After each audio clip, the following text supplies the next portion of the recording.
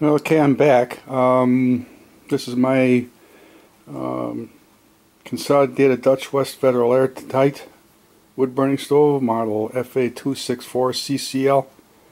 And since the last time I made the videos of this stove, I've had some problems. And I'm going to see if I can fix this thing and make a video of it. Two problems. Alright.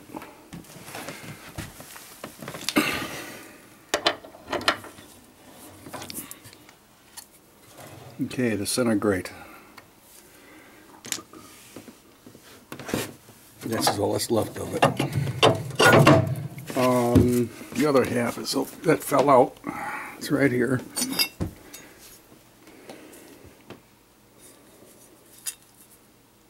But actually what it started doing, it started bowing up. It started to warp. And it started to sit there about like this. And then finally it broke. And then it fell down and landed inside the ash drawer, so I couldn't pull the ash drawer out anymore. Not fun. Okay. The second problem is the catalytic combustor, the baffle that holds it. And you can see that thing is pretty much destroyed. It's been like this actually for quite a while. I mean, it's holding the catalytic combustor in place. You know, it's not going anywhere, but I figured as long as I'm ordering the part, the center grate, I might as well order this too. The center grate was $33 and the baffle was $19. Not too bad. What I can't understand is why the rocker grates, which are in good shape here, they're like about $199. You can see they're pretty good shape.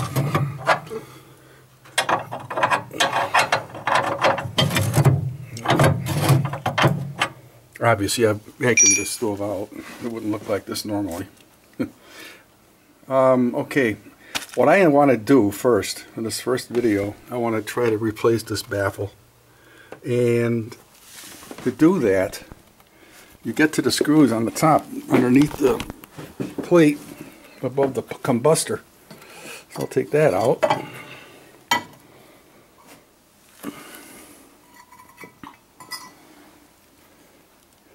And you'll see that the screws, the standard flathead screws,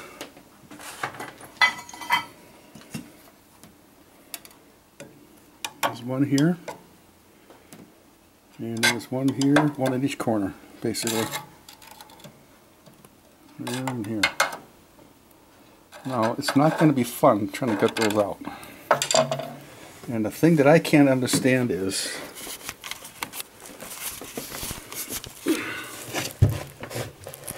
looking at those screws, let's see here. Get something on the subject here. Now you see the screw right here. That's one of them. Right here. And it's bent at almost a 90-degree angle. Now why that is, I don't know. Same here. And this one here is actually, this one looks pretty straight. Trying to get this one out, this was also bent at about a 90-degree angle in this corner, and I just finally just snapped it off, and that's probably the best thing that can happen. And I don't know exactly what I'm going to do. I have to just do whatever I can to get those screws out. So I'm going to end this video right now for this, you know, until I come up with some kind of a solution for this, and then I'll start running it again, and then I'll tell you what I did. Okay. Well, I'm going to tell you, this is one nasty job. I was going to try to get that baffle out of there without removing the combustor, because the combustor has insulation around it. and I didn't want to disturb that, but it's finally gotten to a point where I don't think I have a choice anymore. I think my biggest problem is that those are flathead slotted screws in there, and all you have to do is slip just once and you've destroyed the slot, and now you can't get anywhere with it anymore. So I tried drilling out a couple of them. I'm working on that.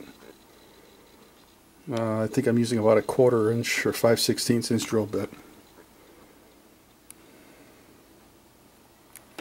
This one here, I got lucky. I started to unscrew it and it snapped off. That was a good thing. The head is still in there yet, but yeah, it's just sitting there. It'll come out. It's just sitting there. Yeah. Come on. There you go. Oh.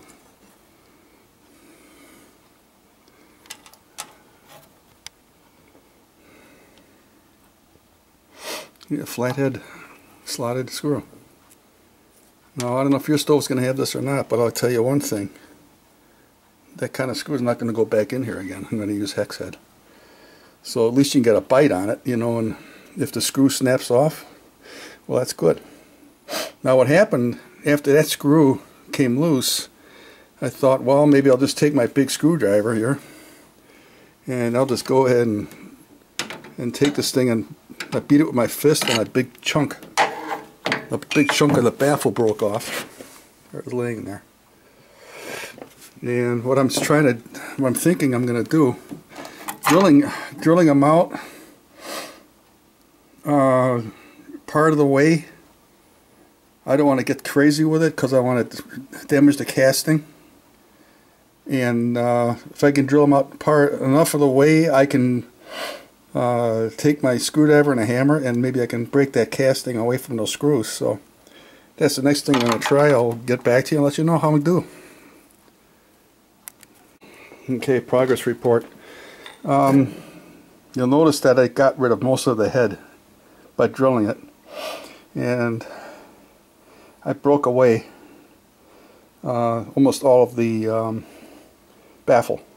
Now what I have here underneath is a piece of the baffle. Let's see, get my camera on this right here inside there, and I got my vice grip on it. Okay, and what I'm going to do, I think I can work this thing back and forth and up and down, and I think that screw head will pop out of that hole. So let's see what happens here. It's the bad thing about videos, you only got one shot at it, and that's it. Oh. Okay, let's see. Where are you at here? Can't see it. There we go. Okay, now.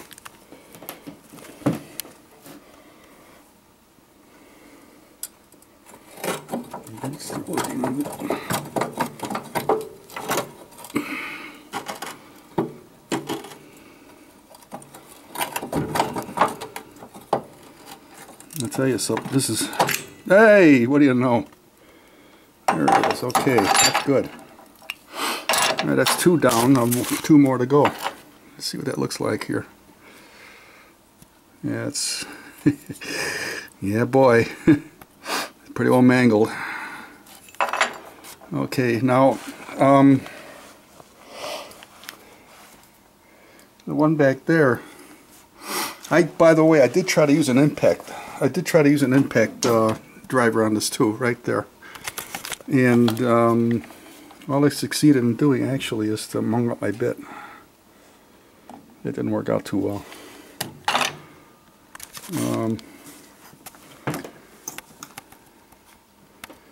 That screw right there was turning, and I was hoping it would snap off, but it didn't. And then my screwdriver slipped, and that was the end of that. So now I got to go through the same procedure. I got to start drilling that head. Now this head here, as long as I got this video running, I don't know if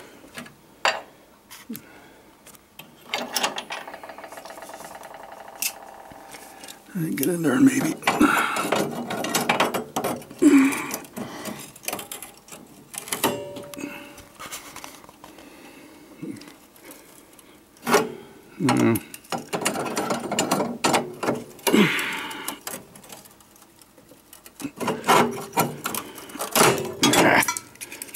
Just breaking pieces of it off. Okay. I'm going to turn the camera off again and get back to you. Well, okay, I got it. This might not be the prettiest video in the whole world, but whether you do it like I do, or you know, if you got a better idea, that's fine. This is just the way I ended up doing it. You know, it's not to trying to teach anybody anything, except maybe possibly learn from my mistakes. You know, I'm starting to think that maybe I did replace this thing once before. I don't know, maybe, 12, 10, 15 years ago, I don't know. And I'm wondering if maybe I put those flathead screws in there, because I just happened to have some laying around, you know, so I put them in there. That wasn't very smart. So now this time, I'm using 3/4 inch hex head, 3/4 by 20 hex head screws.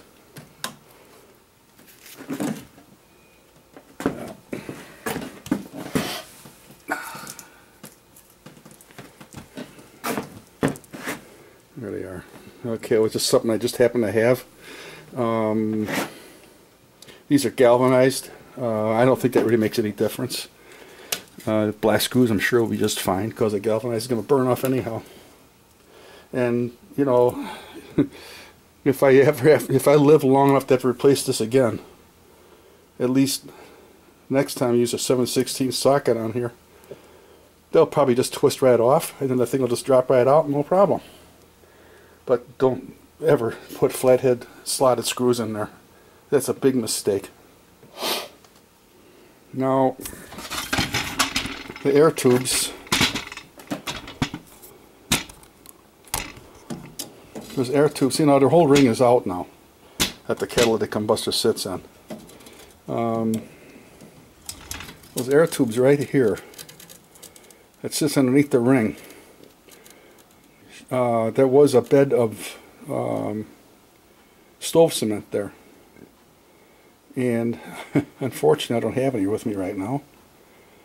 I'm going to have to get some, but it just kind of crumbled away when that ring came off. I think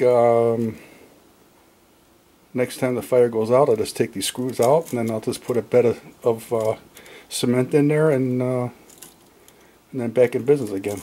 But for right now, I'm just going to put it back together the way it is. Because I have to get some cement. Right now.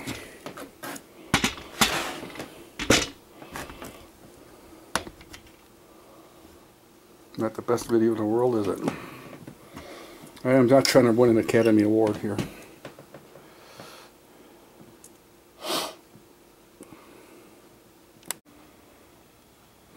Okay, now we're going to start getting this thing back together again. Alright, the first thing I'm going to do is set the ring in.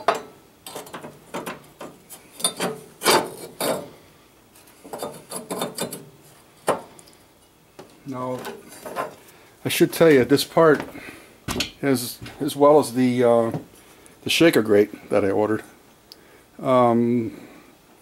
they should be seasoned first, okay? And I looked it up on the internet, and I found out the best way to do this, or at least one of the ways to do this, is to put it in your oven, start at 325 degrees, and leave it there for half an hour at that temperature. And then after that half hour is up, you bring it up to 350. You leave it there for another half an hour. And 375, leave it for another half an hour, and so on, all up to 500 degrees. And then leave that on for half an hour at that temperature, and then turn the oven off. And just leave the door closed. Let everything cool down with the door closed, so it cools down gradually. And that should make these the cast iron somewhat malleable. annealing it, they call. Anyway, the I should tell you, when I took out the old one,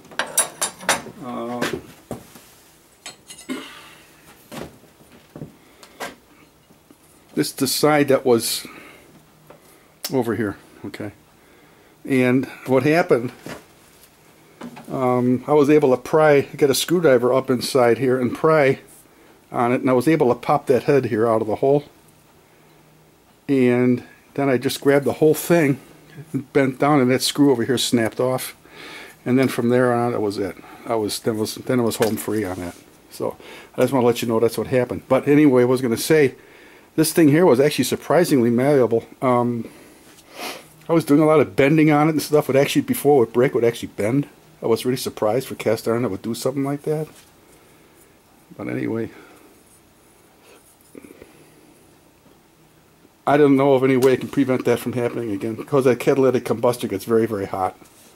It gets normally it gets at 1200 to 1800 degrees, and the cast iron just suffers for it. You know, I don't think there's anything you can do about it. So, okay.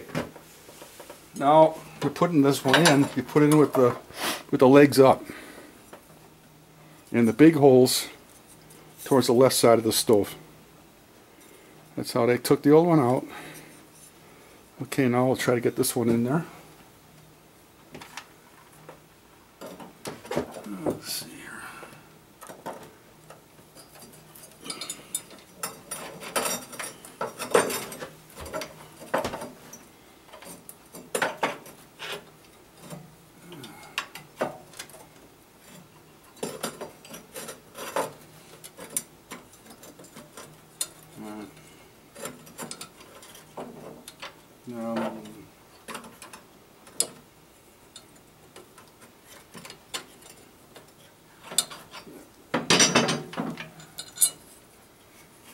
Maybe 3/4 inch screws are too short. Don't you love things that are not rehearsed?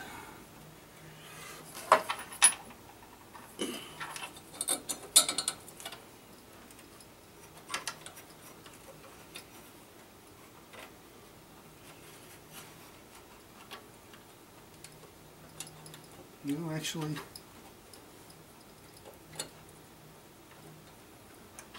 okay, well, I'm going to get 1-inch screws.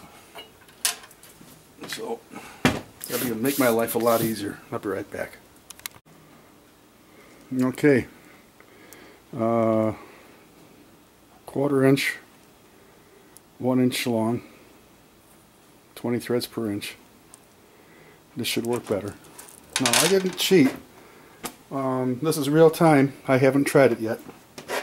I was tempted to, but hey, what the heck, you know?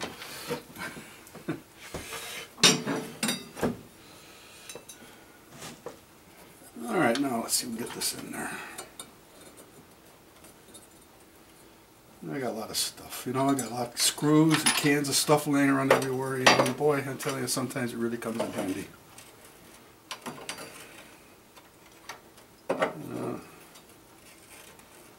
A lot of times people say to me, what do you do with all that junk anyway? Well, I don't know, maybe it doesn't look pretty, but I feel like to do stuff on your own is nice to have.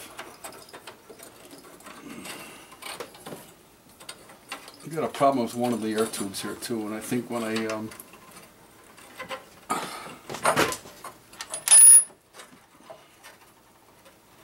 get that cement in there, I should hold that in place.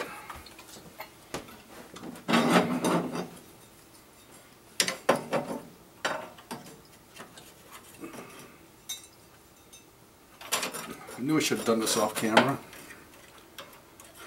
I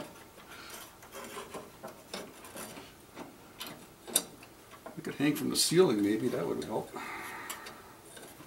Okay, I got it started now.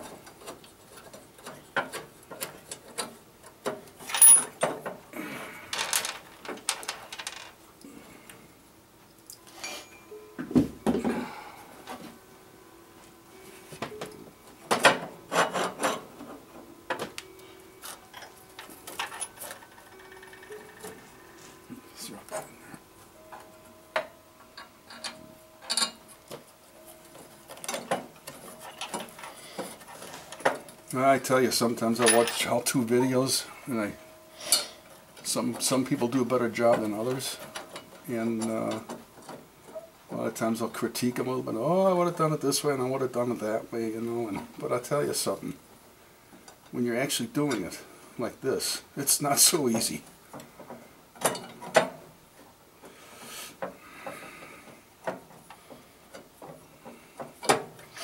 Okay. Get over it.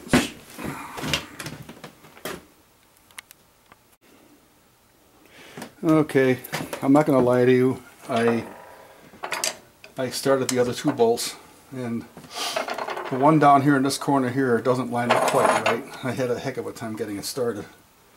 I got it started now, and it goes in kind of stiff, but I don't believe it's crusted. I feel like it's going in okay.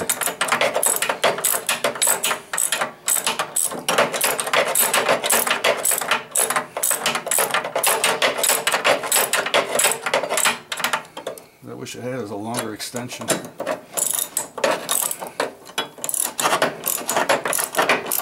got one, but it's 300 feet away in my tool shed. I feel like going up there now.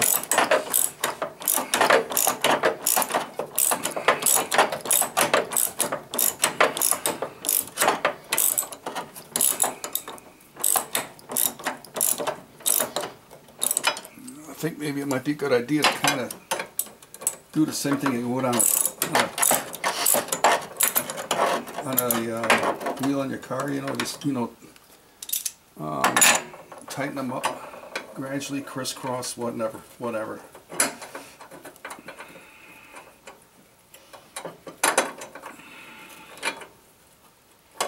Let's see that, okay, yeah.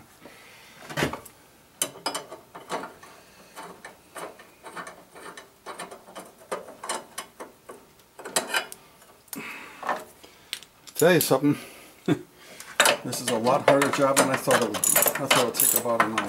Oh my God.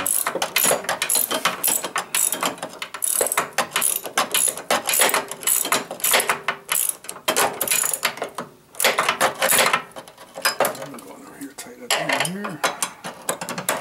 I guess it's a good idea not to get crazy with it either. It doesn't even need to really tighten it down that.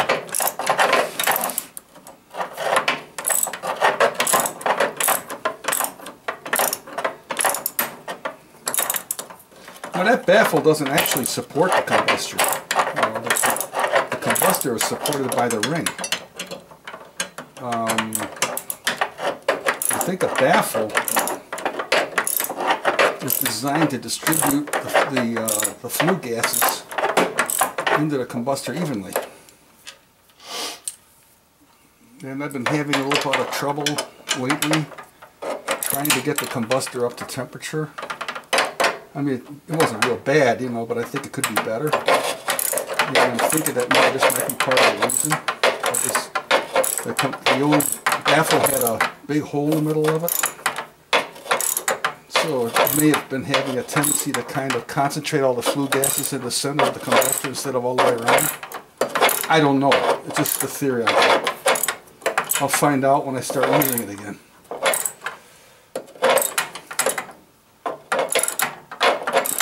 Actually, I'm looking at this thing. That screw's about 5 miles long, I swear. Looking at this thing, it looks to me like I might be able to actually scush that, you know, again, maybe get a wire brush on my hand drill sideways, you know, and go inside here like that and brush out as much junk as I can inside here like that, and then I can take that well, let's say Rutland stove cement. It usually comes in, usually get like a tube, and it's got a spout on it, you know, snout, and you can stick it up in there and just kind of gush it up inside there, and I think that would work just fine. So that's probably what I'll do instead of taking this thing apart again. Yeah, just clean it out real good and then and then just squeeze it in there. This is one of those times I don't think duct tape would work too well.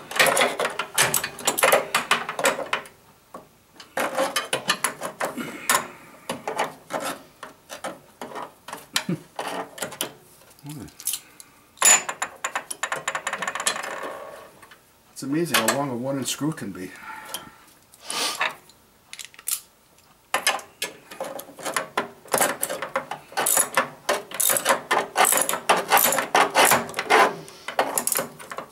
I should also mention too that when you take that old baffle off, there's a kind of a sheet metal keeper that holds those tubes in place from the bottom. And when you take those bolts, when you take the baffle out, you'll see that. So now, you might want to be aware of the fact that that's there, and you might want to, you know, take steps, you know, be a little bit careful around that, so you don't bend it up, don't mangle it too much. I did mangle it a little bit, but it's okay. I mangled this on this one side here. Let's try to get the bolt out.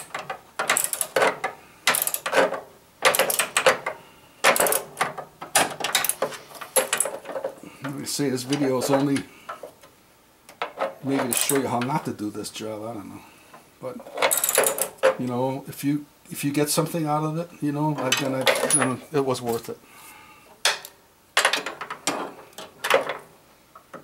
I've gotten so much information from YouTube already about how to do things. Save myself a lot of time and money by watching other people how they do things. And boy, I'm telling you, it's an invaluable tool. It seems like no matter what it is, if you want to learn if you want to know how to do something, just go to YouTube and you'll find it.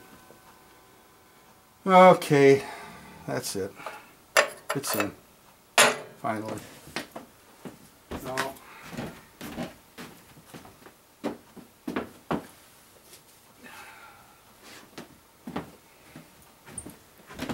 here's a combustor, and like I said, it has that insulating ring around it here. So I guess it's supposed to keep it. It's supposed to keep it airtight, you know, so no fumes can escape around it. You know, because it doesn't fit that. It doesn't fit that snugly inside the ring. You know, there's a little bit of play all the way around. So they put this on there, and what happens is it slips in real easy when it's new, and then when you fire the stove up, it starts to swell up, and it becomes kind of tight in there. So you have to. And they got these two little recesses in here in the ring, so you can get your fingers in there to pull this thing out. You can see my fingerprints there where I did that. And I was being very careful about it, and I was able to get it out without destroying that ring, the insulation on here, or the seal. So now let's see how good I do at getting it back in again.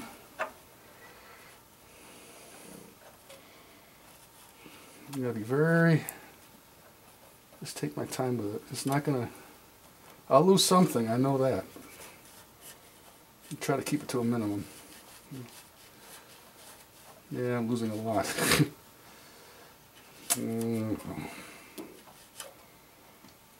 Yeah. Not good. Oh well. Well, I'll tell you something. The original combustor didn't have that on there either, so. And I had a steel cat combustor in there, it didn't have that either, so I guess I'm not going to worry about it too much. You just can't, I guess you just can't save it. There's just no way you can do it. Just, yeah. What are you going to do? Just can't be helped.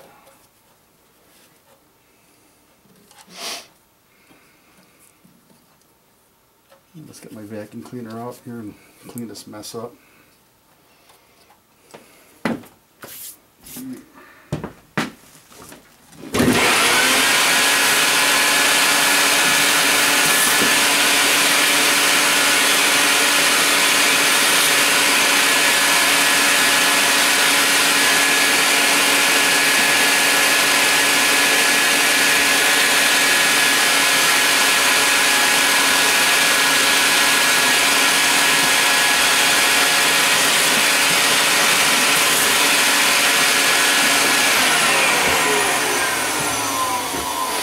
Okay. I really don't think that's going to make any difference.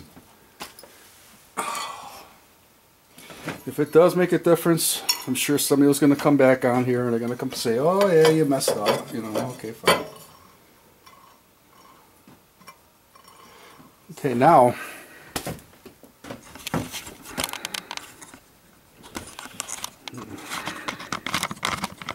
the next video I do is going to be replacing the center grate.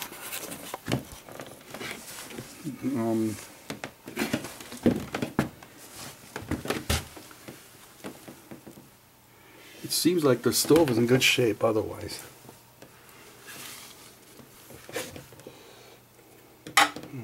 This way.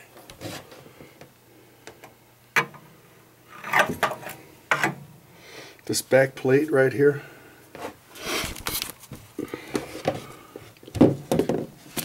that has to come off.